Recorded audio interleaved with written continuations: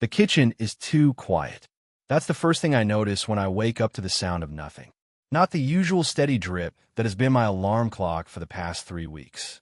Not the metallic ping of water hitting the chipped porcelain basin below. Just silence, and somehow that feels wrong. I pull myself from bed, bare feet finding the cold linoleum floor of my studio apartment. The space feels smaller in the morning light filtering through the single window above the sink. Everything here is temporary, borrowed, held together with electrical tape and wishful thinking. The kind of place a 21-year-old student settles for because the rent is manageable and the landlord doesn't ask too many questions. But the sink has been broken for weeks now. A slow, persistent leak that started as an annoyance and became something I learned to live with. The sound of it marking time while I studied, while I ate instant noodles standing at the counter, while I lay awake at night wondering if this is what growing up feels like. A series of small compromises, each one easier than the last. I finally called the landlord yesterday, not because the dripping had gotten worse, but because I realized I had stopped hearing it. That frightened me more than the wasted water or the growing stain on the cabinet floor below. When you stop noticing the broken things around you, maybe you're becoming broken too. The landlord said he would send someone, a plumber, someone who knew how to fix things properly instead of the Band-Aid solutions I had been applying for months. I approached the sink now, expecting to find the familiar puddle, the steady accumulation of my procrastination made manifest. But there's nothing. Just the clean, empty basin and the faucet handle sitting motionless, as if it had never leaked at all. That's when I hear the key in the lock. I freeze. It's barely 8 in the morning, and I'm wearing yesterday's t-shirt and boxers that have seen better days. My hair is still pressed flat against one side of my head from sleep, and I haven't brushed my teeth. This is not how I plan to meet the building maintenance staff. The door opens without ceremony. I hear heavy footsteps, the sound of tools being set down, and then a voice that's lower than I expected, gravelly in a way that suggests cigarettes or whiskey or just the weight of years. He said his name was Victor, that he was here about the sink, that he had already shut off the main valve from downstairs, which explained the sudden silence that had woken me. When he steps into the kitchen, the space immediately feels smaller. Not because he's particularly tall, though he is maybe 6'2" with broad shoulders that seem to fill the narrow corridor between counter and stove. It's something else, a kind of presence that makes the air feel thicker, more substantial. He's older than me by at least a decade, maybe more. His dark hair is beginning to show gray at the temples, and there are lines around his eyes that speak of squinting into bright sunlight or focusing on detailed work. His clothes are practical, worn in the way that suggests competence rather than carelessness. Work boots that have actually seen work. Jeans that fit him like they were chosen for function, not fashion. He nods when he sees me, a brief acknowledgement that doesn't require a response. Then he sets down his toolbox and begins to assess the situation with the kind of methodical attention I recognize from watching my father repair things when I was younger.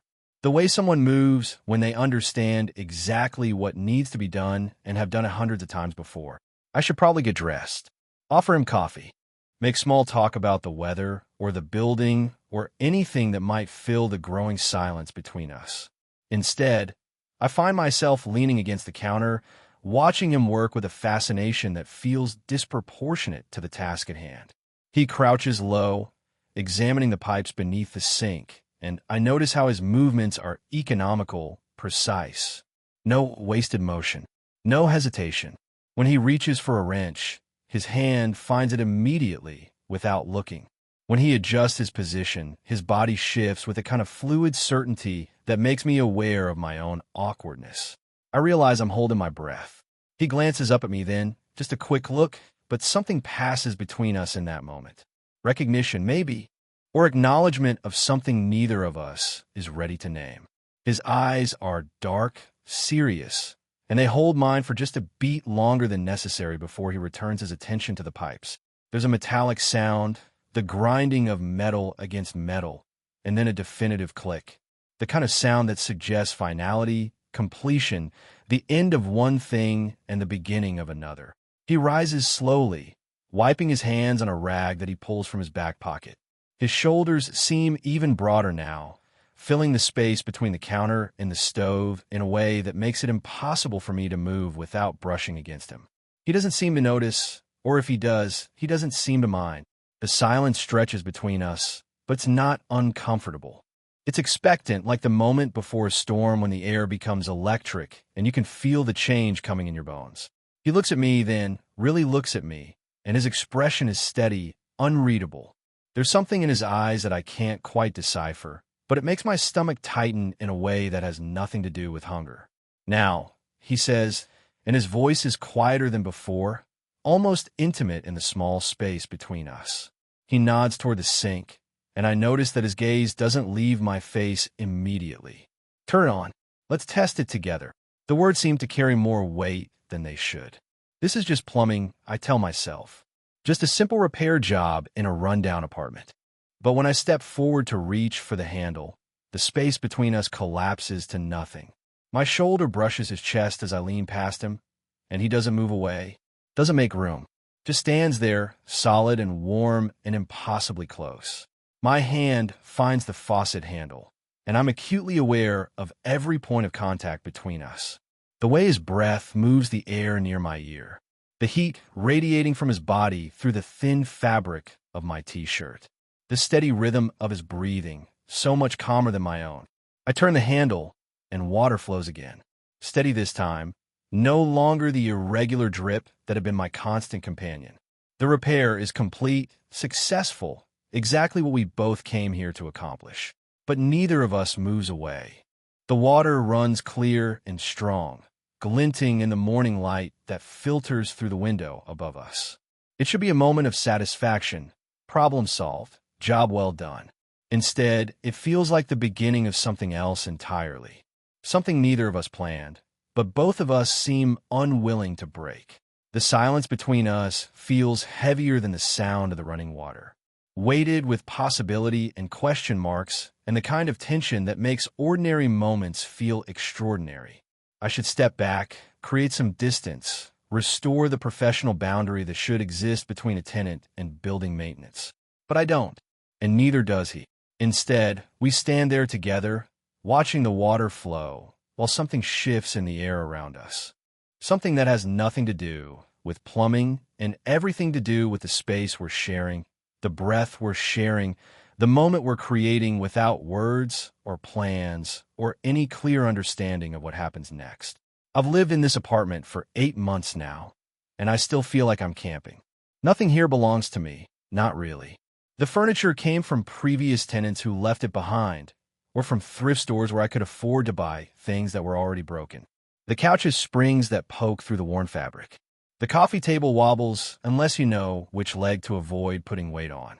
Even the books on my makeshift shelf are borrowed from the library, temporary visitors in a temporary space. This is what being 21 and paying your own way through college looks like, at least for me. A studio apartment on the 3rd floor of a building that was probably elegant once, maybe in the 70s before decades of different tenants and deferred maintenance wore it down to something functional but tired. The rent is what I can manage with my part-time job at the campus bookstore and the small check my grandmother sends every month, accompanied by notes that always end with the same reminder to call her more often. I learned early to fix things myself, not because I wanted to, but because calling the landlord meant admitting defeat, and defeat meant potentially having to move somewhere I couldn't afford. So I became competent with electrical tape, with caulk that never quite matched the original color, with the kind of temporary solutions that buy you time, but don't actually solve anything. The sink was different, though. The leak started small, just a few drops every hour that I could ignore. But it grew persistent, then constant, then urgent enough that I worried about the apartment below mine. Mrs. Chun, who always smiled at me in the hallway, and sometimes left containers of soup outside my door when she made too much. I couldn't let my broken fixtures become her problem. So I called the landlord, and he said he would send Victor. I had seen Victor before, passing him in the building's narrow hallways when he came to fix someone else's crisis. The man with the toolbox, moving through the building like he owned it, or at least understood it better than any of the people who actually lived here. He never looked at me directly during those encounters, just nodded in that brief, professional way that acknowledged my presence without inviting conversation. He seemed like the kind of person who had always known how to fix things, who grew up in a house where the plumbing worked and the electrical outlets never sparked and the heat came on when you needed it. The kind of competence that comes from years of practice, from understanding how systems work together, from having the right tools for every job. Standing in my kitchen now, watching him examine the pipes with methodical attention, I realize how different we are. He moves through the space like it makes sense to him, like the narrow corridors between appliances and the cramped corners where pipes disappear into walls or problems he can solve rather than obstacles he has to navigate around. I am all improvisation and anxiety. He is precision and certainty. The building itself seems to respond to him differently than it does to me. When I run water, the pipes complain with rattles and groans that make me worry about disturbing the neighbors. When he tests the flow, everything sounds smooth, deliberate, like the building is cooperating with him in a way it never does for me. He has been the plumber here for years, according to Mrs. Chun, who mentioned it once when we were both checking our mail. He knows every unit, every quirk of the aging infrastructure, every tenant's particular maintenance needs. To most of them, he is probably invisible. Just a man who shows up when something breaks, fixes it efficiently, and disappears again until the next crisis. But pressed into this narrow kitchen with him, I can't imagine him being invisible to anyone. He fills the space in a way that has nothing to do with his physical size, though that's part of it too. When he reaches for something, his movements are economical, but somehow also graceful. When he looks at a problem, his focus is complete, like nothing else exists except the task in front of him. There's something almost meditative about the way he works, a kind of presence that makes me hyper-aware of my own restless energy. I realize I've been holding myself too carefully, like I'm afraid to disturb something fragile. But he doesn't seem fragile at all. He seems like the opposite, like permanence made manifest, like someone who could stand in this kitchen for hours and never seem out of place, never seem temporary. The apartment around us tells the story of my life so far. Everything conditional, everything subject to change. The academic calendar that dictates when I can work more hours and when I have to focus on classes. The lease that ends in 4 months, forcing me to decide whether to stay or find something better or cheaper or closer to campus. The constant calculations of what I can afford versus what I actually need. Victor, by contrast, seems rooted in a way I've never been. Like he has a relationship with this building that goes beyond just showing up when something breaks. Like he understands not just how things work, but why they break and how to keep them from breaking again. When he glances at me, I feel the weight of that groundedness. It makes me acutely aware of my own temporary status here, my own precarious arrangement with adulthood. But it also makes me curious about what it would feel like to be that certain about anything, to move through the world with that kind of quiet authority. He finishes adjusting something beneath the sink and straightens up, and I realize the space between us has somehow gotten smaller. Not because either of us moved, but because the air itself seems denser now, charged with a kind of attention that makes ordinary proximity feel significant. This is still just maintenance, I tell myself. Still just a professional service call in a rundown apartment. But something has shifted in the quality of the silence between us, and I can't quite name what it is or what it means. When I turn the faucet handle, the water flows clean and strong, no longer the hesitant trickle that had become my kitchen's signature sound. The repair is successful, exactly what we both came here to accomplish. I should step back now, give him room to pack his tools, maybe offer to pay him directly instead of going through the landlord. The professional thing to do, the normal thing. But Victor doesn't step back. He remains exactly where he is, close enough that I can feel the warmth radiating from his body through the thin cotton of my t-shirt. Close enough that when I breathe, I catch something that might be soap or might just be the clean scent of someone who works with his hands but takes care of them. His presence fills the narrow space between the counter and the stove in a way that makes movement impossible without contact. I could ask him to move. I could create the distance that should exist between us. Instead, I find myself frozen in place, my hand still on the faucet handle, watching the water run while trying to understand why this moment feels so much larger than it should. Good, he says, and his voice is quieter now, almost a whisper in the small space between us. Keep it steady. The words carry weight that has nothing to do with plumbing. They settle in the air around us like a question I don't know how to answer, like an invitation to something I don't quite understand. I keep the water running, watching it flow clear and strong, but I'm not thinking about the repair anymore. I'm thinking about the way he said good, like he was commenting on something more than just water pressure. I'm thinking about the way his arm brushes mine when he shifts his weight. So, light it might be accidental, except it happens again when he adjusts his position. I'm thinking about the way he told me to keep it steady, like we're partners in this task instead of tenant and maintenance worker. His breath moves the air near my ear, and I realize he's leaning closer, watching the water flow with the same focused attention he brought to examining the pipes. But there's something different in his focus now, something that includes me in a way that makes my pulse quicken. The moment stretches longer than it needs to. The water is running perfectly, the leak is fixed, the job is done. There's no practical reason for either of us to remain this close, no technical requirement for him to monitor the flow this carefully, or for me to keep my hand on the handle this long. But neither of us moves away. I become hyper-aware of every point where our bodies almost touch. The way his shoulder aligns with mine. The way his breathing has slowed to match the rhythm of the running water. The way the morning light filtering through the window above the sink catches the gray threading through his dark hair and makes his skin look warm, solid, real in a way that contrasts sharply with everything else in my temporary life. Turn it off now, he says, but his voice has gotten softer, more intimate, like he's sharing a secret instead of giving instructions. Then turn it on again. Let's make sure the seal holds. This is still maintenance, I tell myself. Still just testing to ensure the repair was successful. But when I follow his instructions, turning the water off and then on again, the action feels deliberate in a way that has nothing to do with plumbing. It feels like communication, like we're speaking a language that exists entirely in gesture and proximity and the quality of silence between us. The water stops, then flows again, steady and strong. Perfect.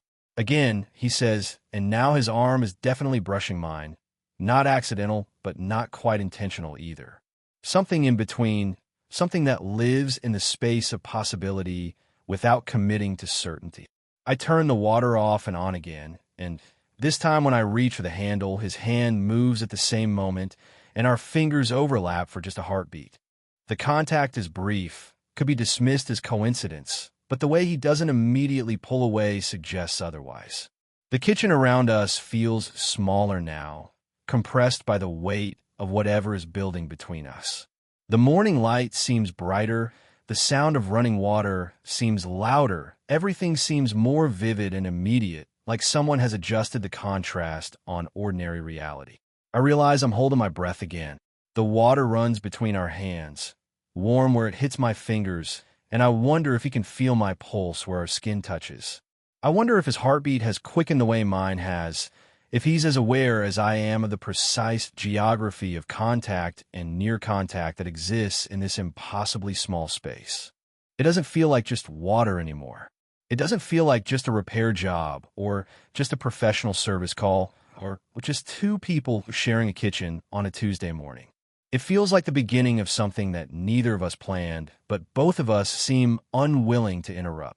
The ordinary task of testing a faucet has transformed into something charged with possibility, weighted with unspoken questions, electric with the kind of tension that makes you forget to breathe properly. When he finally speaks again, his voice carries a new quality, something that acknowledges the shift that has occurred between us without naming it directly. "Looks good," he says, but he's not looking at the water anymore. He's looking at me. After that moment at the sink, everything changes. Not in any way that could be documented or explained to someone else, but in the quality of space between us, in the weight of ordinary actions, in the way silence becomes a conversation we're having without words. Victor doesn't step away from the faucet immediately. Instead, He lingers, examining the handle mechanism with the same focused attention he brought to the pipes beneath, but now his movements feel deliberate in a different way. When he adjusts something minor, some imperceptible alignment that probably doesn't need adjusting, he asks me to hold a wrench steady while he works. The wrench is heavier than I expected, and when I grip it, my knuckles brush against his forearm. The contact is brief, could be accidental, but the way he doesn't shift away suggests otherwise. His skin is warm, slightly rough from years of work, and I find myself memorizing the texture, the solid reality of him. "Hold it there," he says, his voice low and close to my ear. "Don't let it move." I focus on keeping the wrench steady, hyper-aware of the way my hand trembles slightly from the effort and the proximity. He works around me, his body creating a cage of warmth and presence that makes the small kitchen feel even smaller. When he reaches for another tool, his chest brushes my shoulder. When he adjusts his grip, his fingers slide across mine where they meet on the wrench handle. Each touch feels measured, considered, like he's testing something beyond the plumbing. Testing my response, maybe, or his own certainty about whatever is building between us. "Good," he murmurs when the adjustment is complete, and the word seems to carry approval for more than just my ability to hold a tool steady. "Keep doing that." But he doesn't specify what that is, leaving me to wonder if he means holding the wrench, or staying close, or breathing in the same rhythm, or any of the dozen small things I'm doing differently now that he's paying attention. The repair should be finished by now. The leak is stopped. The water flows perfectly. Every component is functioning exactly as it should. But Victor finds other things to adjust, other reasons to need my help, other ways to keep us working together in this impossibly narrow space. He asks me to steady a pipe while he tightens a fitting that doesn't seem loose. My palm presses against the cool metal, but I'm more aware of his hand covering mine, showing me exactly where to apply pressure, his fingers spanning wider than mine, his grip firm and sure. "Like this," he says, and his hand doesn't immediately move away when I have the position right. "Stay right there." The pipe is steady in my grip, but I feel anything but steady myself. My heartbeat has shifted to something faster, more urgent, and I wonder if he can sense it in the way my hand moves against the metal, in the way my breathing has become more careful, more controlled. He moves to check something else, and the absence of his warmth feels profound, like losing something I didn't realize I'd been holding on to. But then he's back, asking me to hold a flashlight while he examines a connection in the deeper shadows beneath the sink. The light wavers in my hand, not because the flashlight is heavy, but because I'm hyper-aware of every small movement, every shift in position that brings us closer together. When he crouches low to see better, I have to lean down too, and suddenly we're both occupying the same cramped space beneath the counter, our bodies curved around each other in a way that feels intentional despite the practical necessity. "Angle it down a little," he instructs, and when I adjust the light, his hand covers mine on the flashlight, guiding the beam exactly where he needs it. His palm is warm and slightly calloused, and the weight of it over my fingers feels significant, grounding, like an anchor in the strange new territory we've entered. I notice how calm he remains through all of this, how controlled.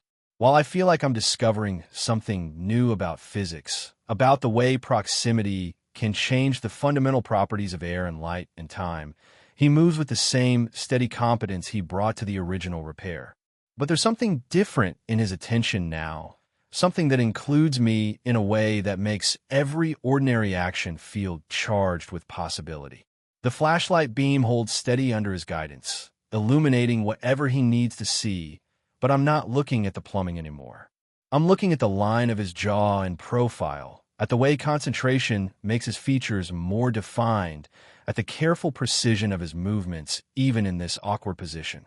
When he straightens up, I expect him to step back, to create some distance, to restore the professional boundary that should exist between a tenant and maintenance worker. Instead, he remains close enough that when I breathe in, I catch that clean scent again, soap and something else, something that might just be the particular warmth of his skin. He looks at me then, and his expression is steady, unreadable, but there's something in his eyes that wasn't there when he first walked into my kitchen. something that acknowledges the shift that has occurred between us, the way ordinary maintenance has transformed into this careful dance of proximity and attention and unspoken questions. The silence stretches between us, but it's not empty. It's full of possibility, weighted with everything we haven't said, electric with the kind of tension that makes you forget how to breathe properly. When the last adjustment is finished, Victor straightens slowly, and I realize we've been working together for over an hour on what should have been a 15-minute repair. Every fitting has been checked twice, every connection tested beyond any reasonable standard of thoroughness. We found reasons to extend this interaction far past the point of practical necessity, and now we're running out of plausible justifications for staying this close. He wipes his hands on the rag from his back pocket, the same methodical gesture I watched him make when he first arrived, but something fundamental has changed in the time between.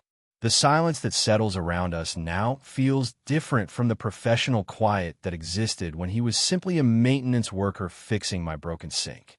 This silence is aware of itself, charged with everything we've been building through careful touches and extended proximity and tasks that required more collaboration than they actually needed. I should say something about the work being completed. Thank him for fixing the leak. Maybe comment on how much better the water pressure seems now. Something normal, something that acknowledges the practical purpose of his visit without referencing whatever else has been happening in the spaces between official tasks. Instead, I hear myself saying something that sounds almost dismissive, like I'm trying to minimize what we've both just experienced. It's just water, I mutter, though I'm not sure why I feel the need to reduce this moment to its most basic components. The words hang in the air between us, and I immediately regret them. Not because they're untrue, but because they feel like a retreat from something that deserves more honesty, more acknowledgement of the weight it's been carrying. Victor looks at me then, really looks at me, with the same steady attention he brought to examining the pipes, but now that focus is entirely on my face. His expression is calm, unreadable in the way it's been all morning, but there's something different in his eyes now. Something that suggests he's been aware of everything I've been feeling, every shift in the air between us, every moment when ordinary maintenance became something else entirely. Doesn't feel like just water, does it? He says, and his voice is quiet, matter of fact, like he's commenting on something obvious that we've both been pretending not to notice. The words hit me with unexpected force, not because they're surprising, but because they name something I've been trying not to acknowledge even to myself. He's right. Whatever has been building between us over the past hour has nothing to do with plumbing or property maintenance or any of the practical reasons that brought him to my kitchen this morning. It feels like recognition, like the moment when you finally admit something you've been carrying without realizing the weight of it.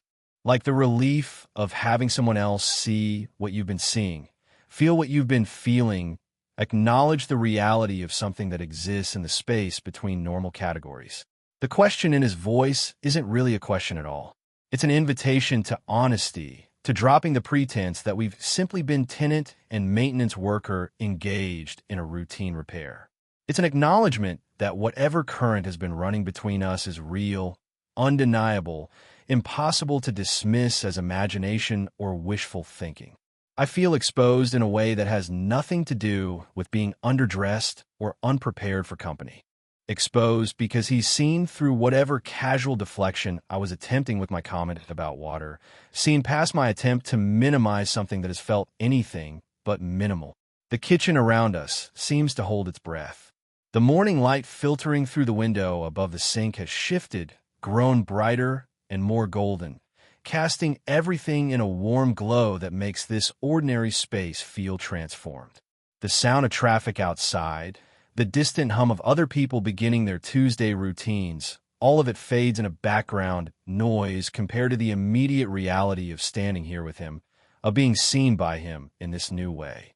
I realize I'm holding my breath again, the way I've been doing all morning whenever the space between us becomes too charged to navigate normally.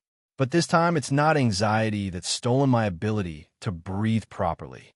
It's anticipation, the sense that we've arrived at a moment that will determine what happens next, whether we retreat to safer ground or acknowledge what we've both been building toward.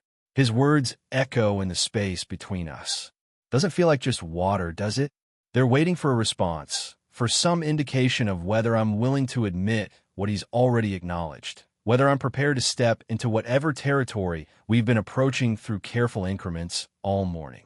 The honest answer terrifies me because it confirms something I hadn't planned to feel, something that complicates what should have been a simple interaction between strangers. But the honest answer is also a relief because it means I haven't been imagining the weight of every glance, every touch, every moment when ordinary tasks became excuses for deeper connection. The faucet behind me runs steady and strong, the repair perfect and complete. But neither of us is thinking about plumbing anymore. We're thinking about current, about flow, about the way ordinary things can become extraordinary when the right kind of attention transforms them into something else entirely. His words hang in the air between us, and I'm faced with a choice that feels larger than this moment, larger than this kitchen, larger than anything I thought I was prepared to navigate on a Tuesday morning when I woke up to unexpected silence. I could laugh it off.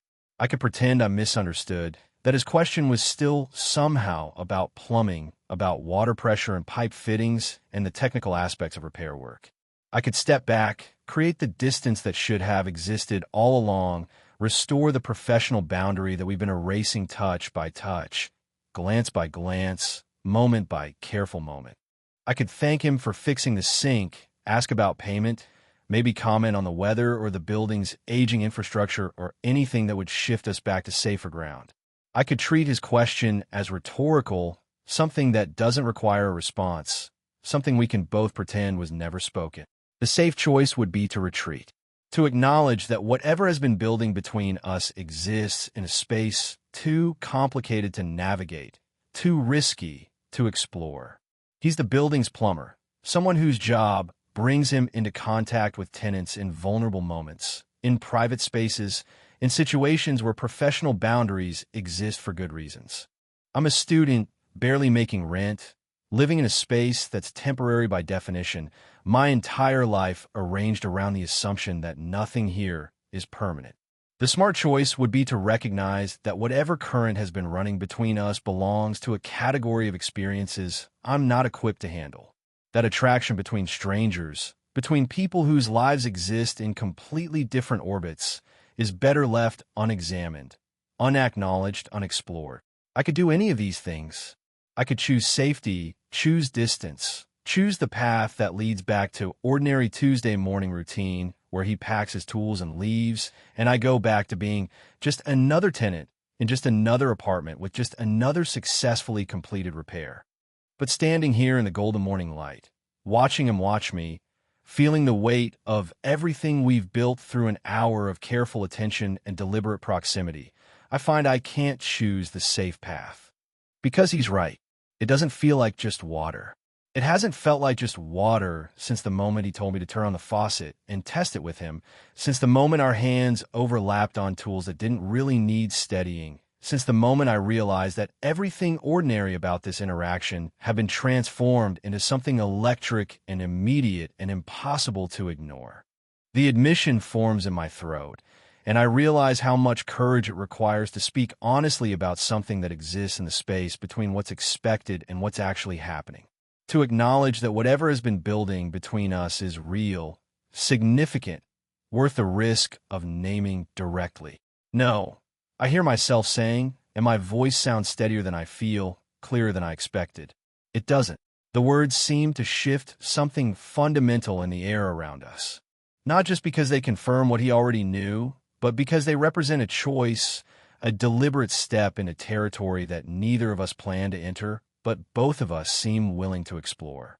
His expression doesn't change dramatically, but something settles in his eyes, a kind of satisfaction that suggests he's been waiting for this honesty, this acknowledgement of what we've both been feeling. The steady competence that has defined his presence all morning remains, but now it includes something new: recognition, acceptance, the quiet certainty of someone who has asked a question and received the answer he hoped for. That admission changes everything and nothing simultaneously. We're still standing in my cramped kitchen, still surrounded by the evidence of a completed repair job, still technically tenant and maintenance worker whose interaction should be drawing to a professional close.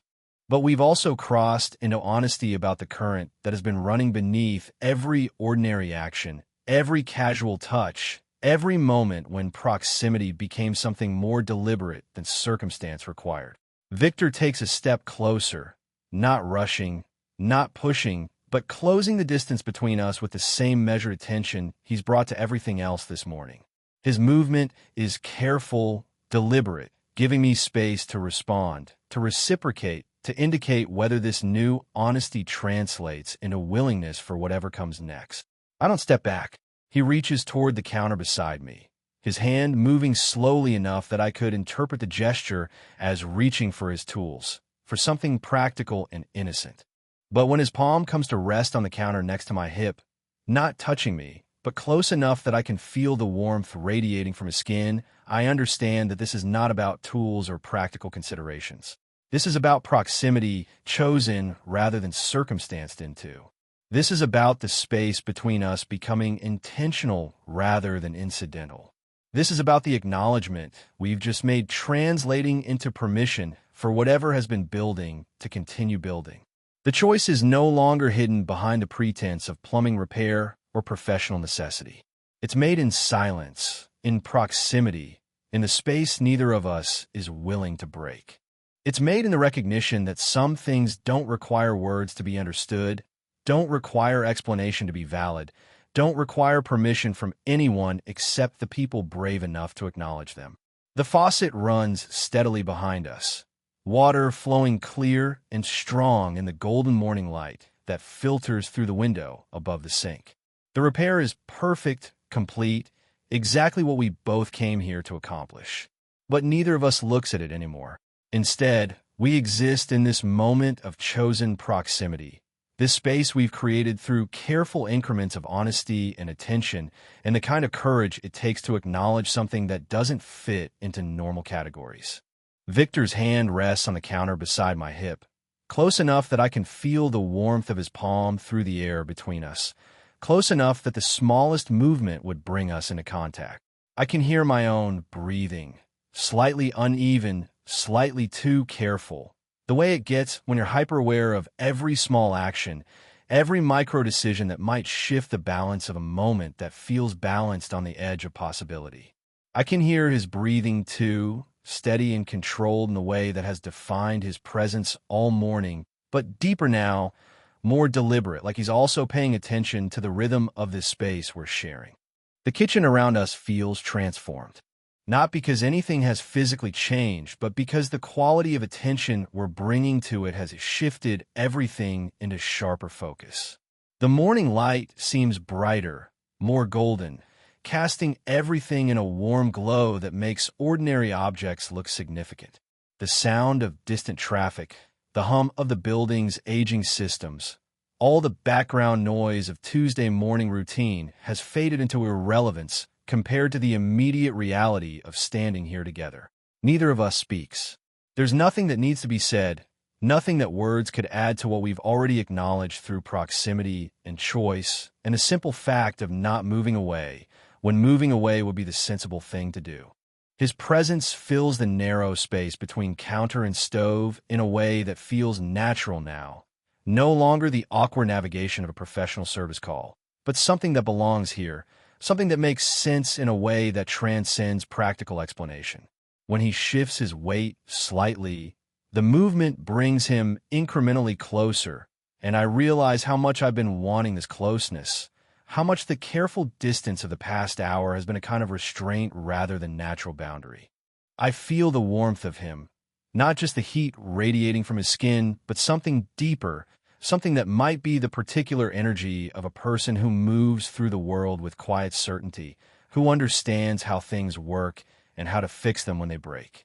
Standing this close to that kind of groundedness feels like discovering something I didn't know I'd been missing, something that makes my own restless uncertainty seem less like a character flaw and more like a temporary condition.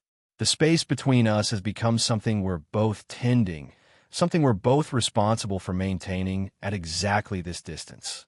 Close enough to feel connected, Close enough to acknowledge what we've admitted, but not so close that we cross into territory that would require decisions we might not be ready to make. There's something perfect about this suspension, this moment of possibility that doesn't demand immediate resolution. We've moved past pretending this is just plumbing repair, past the careful dance of professional boundaries and accidental touches. We've acknowledged what's real between us, but we haven't rushed past this recognition into whatever comes next. Instead, we're letting this moment exist fully, letting ourselves experience what it feels like to stand this close to someone who sees you clearly, who has paid attention to the small things, who has chosen proximity over distance and honesty over safety. I noticed details I missed before. The way concentration has left small lines around his eyes. The way his hair is beginning to show silver at the temples, suggesting a history I know nothing about, experiences that have shaped the quiet competence he carries. The way his hands, resting against the counter, show the evidence of work, but also care, calloused but clean, capable but gentle. He notices things about me too, I can tell. His attention has the same quality of focus he brought to examining pipes and fittings. But now that attention is on the way I breathe, the way I hold myself, the way I've chosen to stay exactly where I am instead of creating distance. This is what intimacy feels like before it becomes physical, I realize. This careful attention to presence, this willingness to be seen and to see, this choice to remain in a moment that could easily be broken but somehow feels too valuable to interrupt. The water continues to run, steady and strong, the sound providing a gentle soundtrack to this suspended moment. It's the sound of something working properly, something that has been fixed and will continue to function exactly as it should. But it's also the sound of flow, of movement, of something that connects one place to another through hidden channels and careful engineering. We stand together in the morning light, two figures at a kitchen sink, the ordinary task transformed in a quiet intimacy that needs no words, no promises, no definition beyond this moment of impossible closeness that somehow feels like exactly where we both belong.